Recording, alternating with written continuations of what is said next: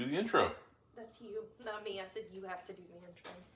See what I gotta deal with. What is up, Facebook? Or not Facebook. You're the YouTubes. We are here. We're doing. No, we're just going with it. We don't need more takes. So today we're doing kind of like a part of our species spotlight. So today we are all about bearded dragons. So we're going to talk about the beardies that we have. Of course, talk about in depth about the care for them from baby all the way up through adulthood. And as I said, we'll show off ours a little bit, where we got them from, and some good places to get them from. So let's get going.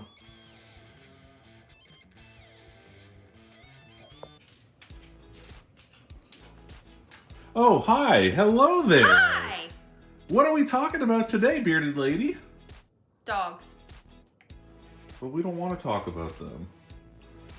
Bearded dragons. Like we just talked about in the intro, but she doesn't listen. Comment down below if your significant other never listens to you, even when they're standing right next to you. But yeah, so today we are talking all about our bearded dragons. So here, we'll let Auburn, since she is the bearded lady, I will put her her Instagram down in the down belows. And we'll talk about the pairings that she's going to be doing. This is her little side gig. But yeah, so bearded lady, who do we have here? We have Harley. Even though I just kind of said that, I'm acting like I don't know anything. You don't. Look at the camera, not at me. She is a hypo red dunner we got from Michael in North Carolina. From You Cinderella. sound so unsure. I get North Carolina and South Carolina mixed up. It's very irrelevant. We got her from Michael at Cinderella Dragons. Again, we're going to put his information down below. He produces a lot of really, really awesome dragons. If you're ever at any of the Atlanta reptile shows, he is always there. Really good guy, really good stuff. As you can clearly tell, I mean, you can just see like her colors are. For when I'll say she's lower end from the point of she's not $1,000 dragon. In all honesty and transparency, this girl was $150. You go to any pet store and for $150, You're gonna get a normal. pretty much.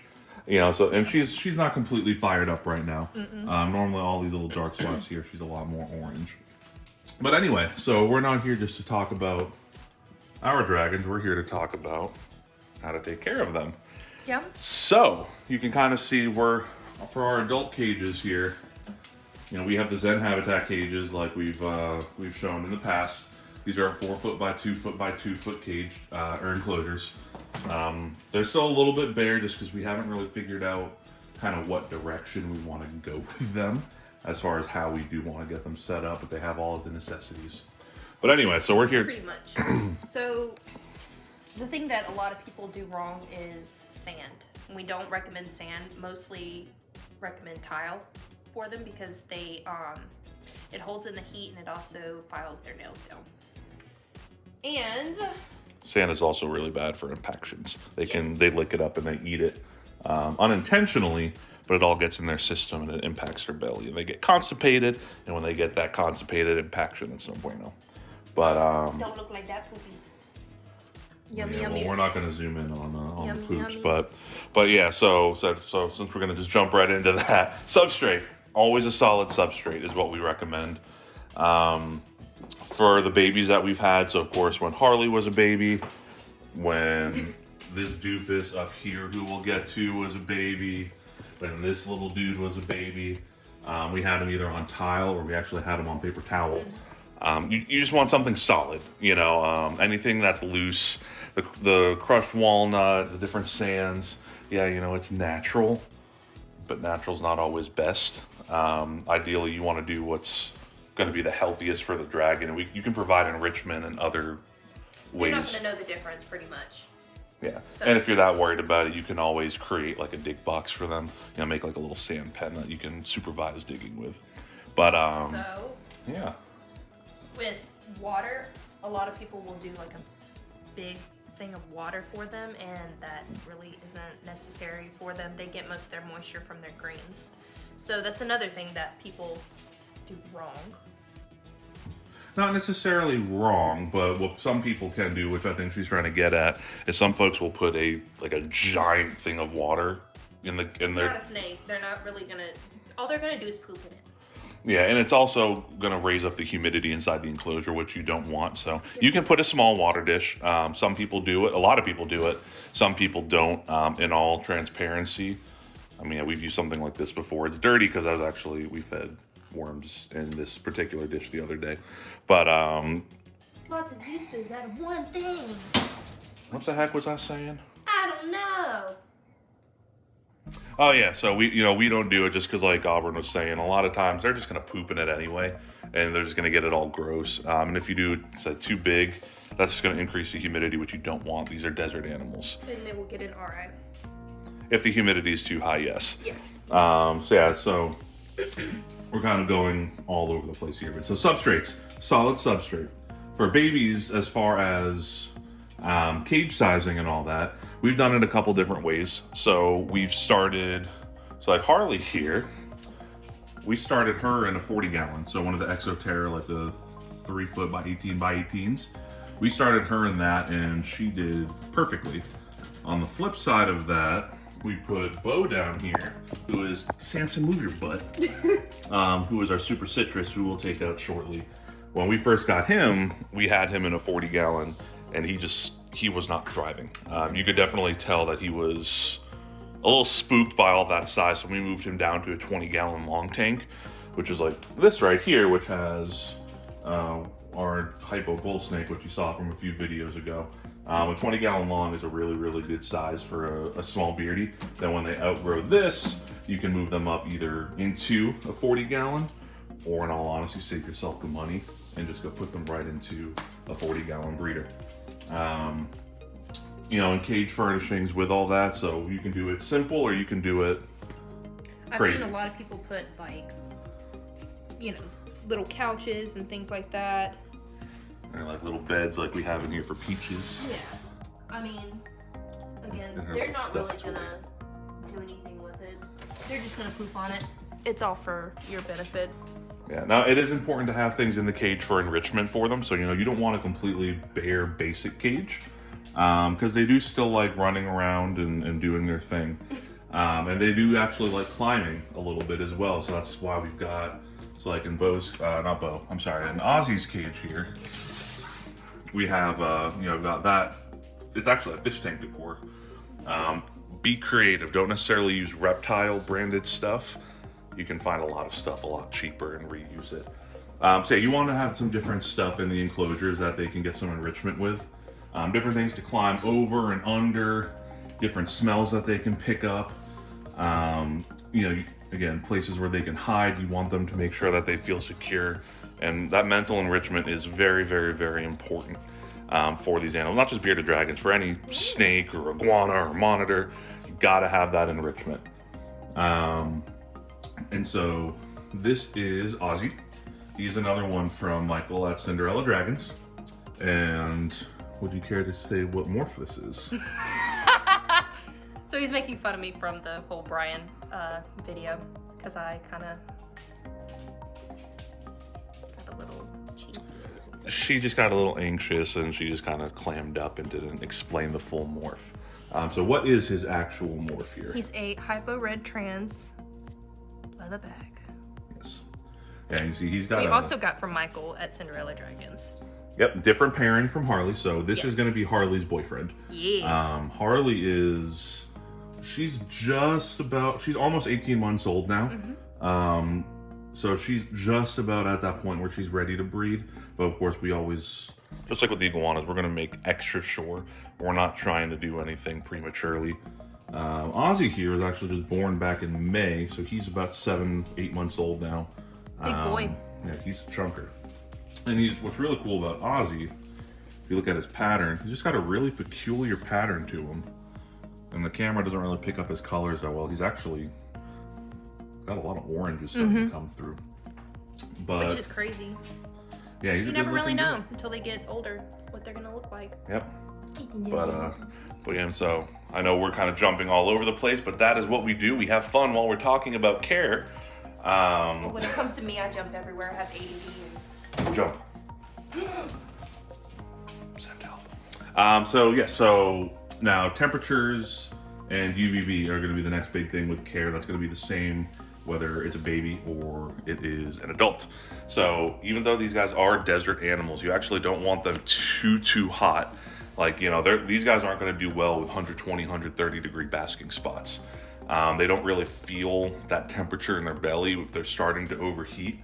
So, you know, you'll see on a lot of care sheets, you know, they'll say 95 to 100 degrees, kind of right in that ballpark. And that's actually correct. We typically do it slightly higher. I'm usually right between 100 and 105, but I give them a big basking spot. So you can see, so like on this cage, we have this big piece of stone where we've got his UVB light and his heat light. So he's gonna have all different temperatures all across that stone, really ranging from, you know, high 90s up into, you know, about that 105 mark. You don't wanna go too hot because you can burn them. You don't need hot rocks. You don't need under tank heaters.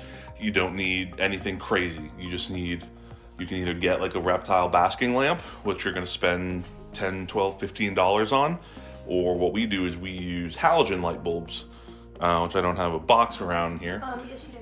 No, those are the mega rays, but we'll get to the mega rays. But yeah, you can just go to Home Depot, and these are actually the 90 watt halogen floodlights. They produce a really good amount of heat. Of course, in a smaller cage, you're gonna want to dial that wattage down and make sure you're always checking your temperatures with a heat gun or with an accurate temperature probe. Heat gun's not up here right now, don't know where it is, otherwise I would show you. But yeah, so you want about 100, right about 100 degree basking spot. UVB is also gonna be incredibly important to them. They are desert animals, but just like any other reptile, they need that UVB to metabolize their vitamin D3. And you're gonna hear 1,000,001 different opinions on UVB lights, which ones are good, which ones are bad, which one's this, which ones are that, blah, blah, blah. For me, there is only one correct answer. If you would please grab me that box and build the suspense.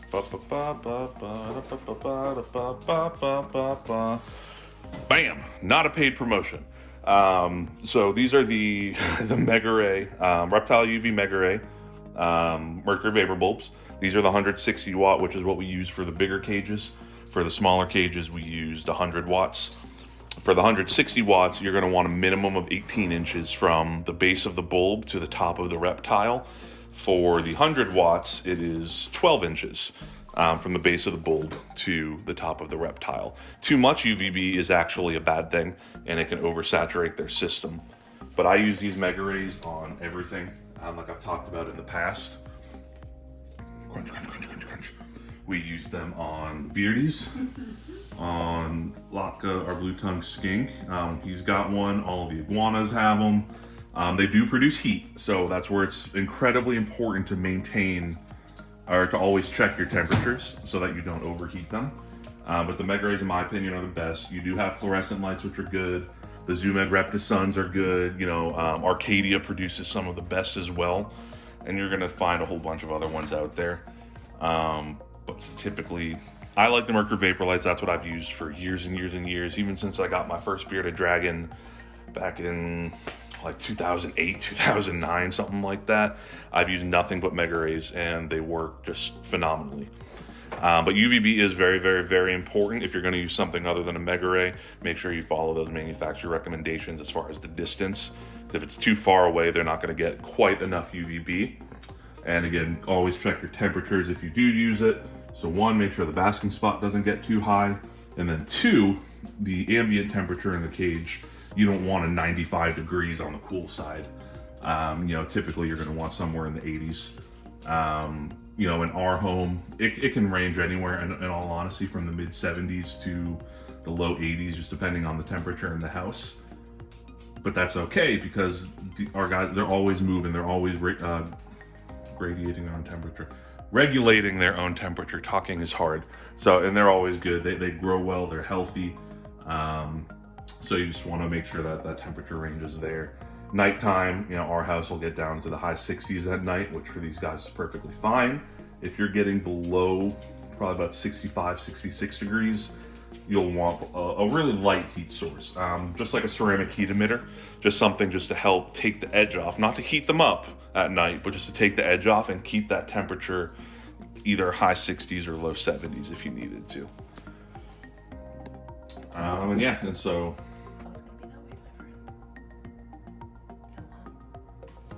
So yeah, so we talked about kind of, baby and juvenile cage size. We talked about the heating and the lighting. Oh, ambient light. I just didn't really touch on that. I just have shop lights. Got them off of Amazon. They're just LED shop lights just to add a little bit more light into here. These particular ones are kind of rounded off a little bit, so they kind of sit on their side. That's just something I need to put something up there to hold them up, but the lighting is just fine for them. And this is Peaches, who you might remember from the Brian Barczyk video as a citrus leatherback. Not a citrus normal, because there's no such thing. Again, I kind of like freaked out. Yeah. Yeah, this is Peaches. I wouldn't necessarily consider her a rescue for us, but we took her off the hands of some folks that we knew from a local reptile shop. They were just moving in a different direction with their collection. And Peaches was someone that they actually, I believe they rescued her from somebody, and we took her from them.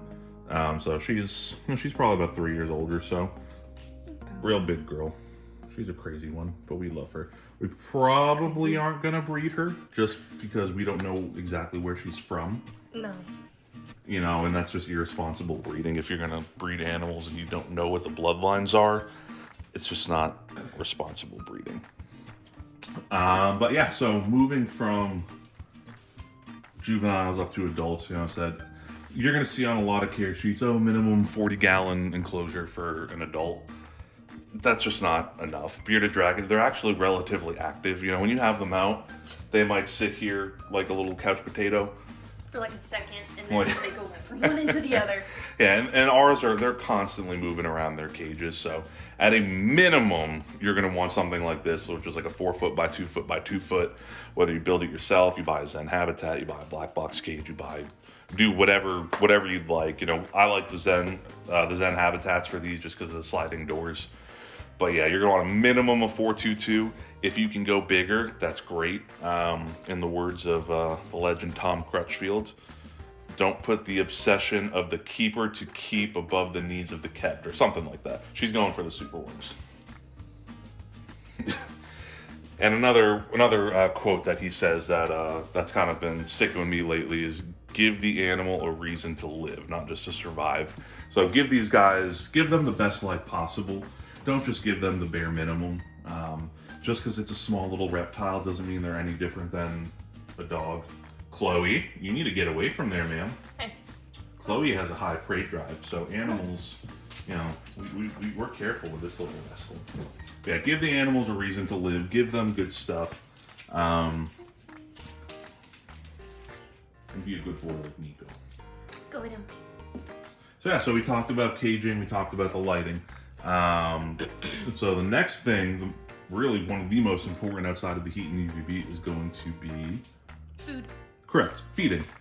We didn't plan that, she just knew, because she's the bearded lady.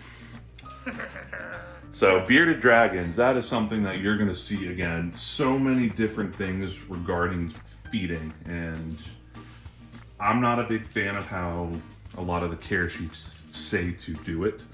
I feel like there's a lot of misinformation that leads to unhealthy dragons. So starting with babies, you're going to see a lot of these care sheets are talking about, so you're going to want to feed your dragon at least 3 times a day, feed them as much as they can eat, do this, that, and the other, blah, blah, blah, blah, blah, blah, blah.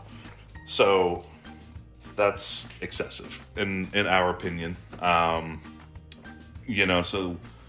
they have high metabolisms. What are you going to say? I was just going to say, we normally feed them at least every day, every other day, pretty much. Yeah.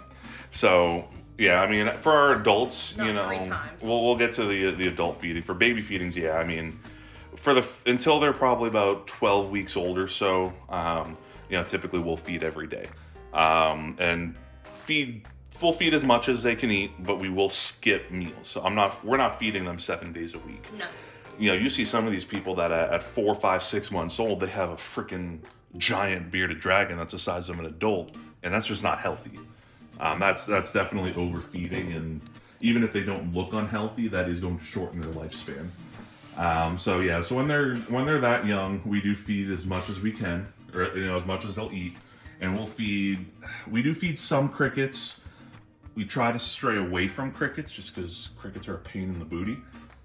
So we do superworms for when they get a little bit bigger.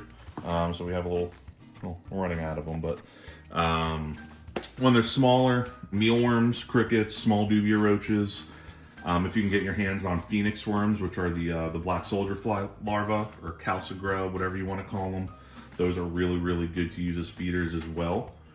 And again, something that you're going to see a lot is to feed something that is no bigger than the distance between their eyes. Use a good, use your noggin. If it looks like it's too big for them, it's going to be too big for them. So just change up all the different insects you're feeding them.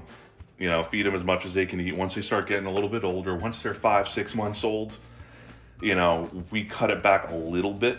They're not starving by any means. I mean, as you can clearly tell, just look at the head on that boy, and then you can look at his belly. They're well fed, but I'm not just letting them gorge themselves quite the same way. And they're all still growing. They're still doing great. But the other part of feeding are the greens and the veggies. So that's where they're getting most of their hydration from. Like I was saying earlier. Correct, just like you were saying earlier. And they also get the other half of their nutrition. Bearded dragons are omnivores.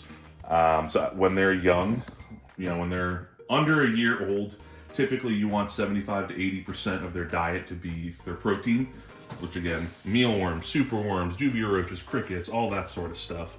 And then about 20 to 25% is going to be their greens and veggies. Once they hit about a year, that's going to flip-flop to about 20 to 25% protein, and then 75 to 80% greens and vegetation. This is Bo. Yeah, I almost said Ozzy. This is Bo. He is our super citrus from Fire and Ice Dragons. Boo. No, I'm just kidding. They're really good. Yeah, you can see Bo he's awesome. So it's funny enough, so him and Ozzy, they were born within about a week of each other.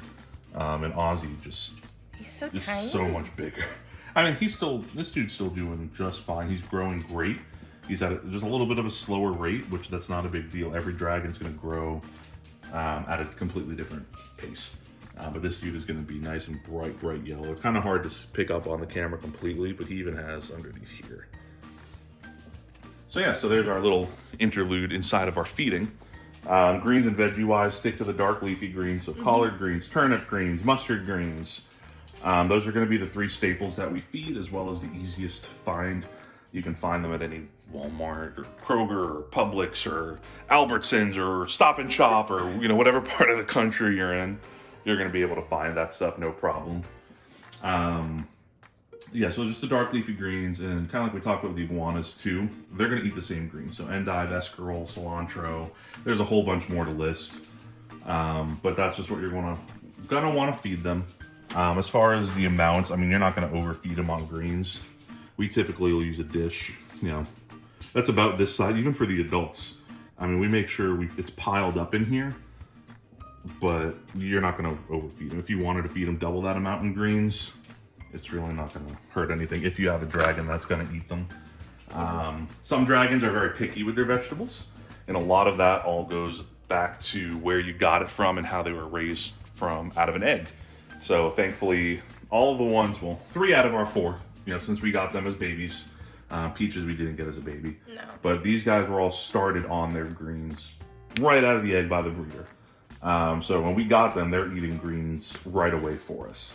Peaches was a little bit fishy with getting them. I mean, she would eat them, but not as much as we would like. She would barely eat them. I'd have to put superworms in there, something that's moving. She'd actually start eating it, but bee pollen actually gets them to eat their greens. Yeah, bee pollen does help as well.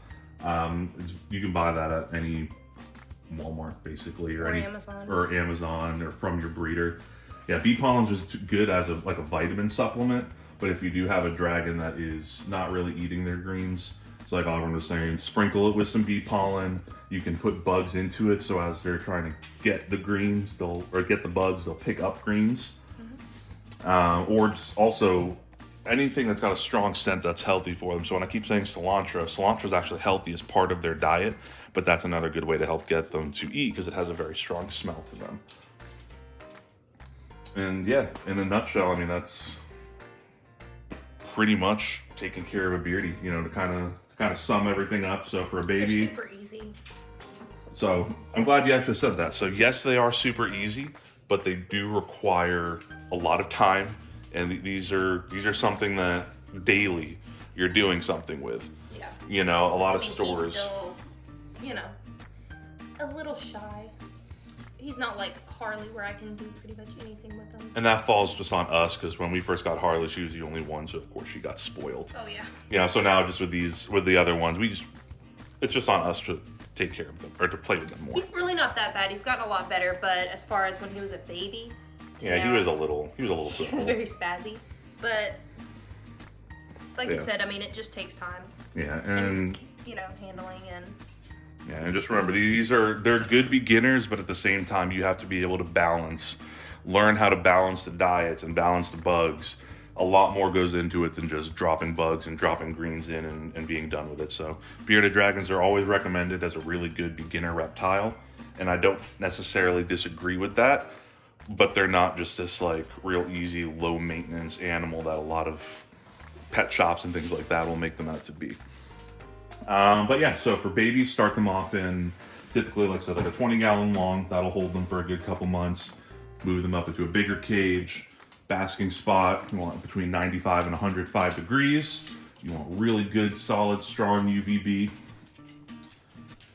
You want your low humidity, so we just have our room humidity, and then the heat lights will dry out the air the rest of the way. Going back to hydration, soak your beardies at least once a week. Give them a little bath. Really, like what we'll do is we'll just have like a Rubbermaid container that's big enough that we can fill it with the amount of water we need, but where the dragon can't jump out of. Fill it with lukewarm water, just like if you're bathing a human baby. And you're going to want to fill it up to, you know, about the beardie's shoulder. They're probably going to poop in it within a minute or two. So if they do, take them out, clean it out, put fresh water, put them back in. And you're going to want to give them about a 15-minute soak at least once a week. That's really, really good for hydration with them, as well as if they're shedding, that's going to help to loosen everything up real nice. Oh, cleaning up Harley's poop. So yeah, so I said in a nutshell, guys, I mean, we're more than happy to answer any questions you may have. I know this isn't covering necessarily every single aspect of a bearded dragon. This is all the stuff that'll to care for them, so that way they're nice and they're happy and they're healthy. Of course, there's so many other nuances and behaviors that beardies do that make them fun, just like any other reptile. So in the future, we'll make a video where we do a little bit of a deeper dive into them and we talk about more of their, just more of their nuances and their behaviors other than just their straight husbandry. So please, if you have questions or anything, please leave us comments. We're more than happy to answer any questions that you might have. We'll leave the links to Bearded Lady, who, hopefully by next year she'll have babies. We'll leave for Michael at Cinderella Dragons. We'll leave for Terry at Fire and Ice Dragons.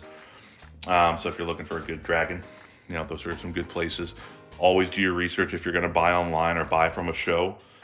Google them, talk to people, talk to the breeder, ask them a bunch of questions to make sure that they know what they're talking about, just to make sure that you're getting a healthy animal. A citrus normal. Thank you for putting up with us in our ramblings, more so dealing with her. Send help. So we hope you all found this, informative, especially if this is your first time diving into bearded dragons. I hope, this kind of helped answer a lot of questions. Again, like, comment, subscribe, ask us anything you'd like, and we will see y'all on the next one.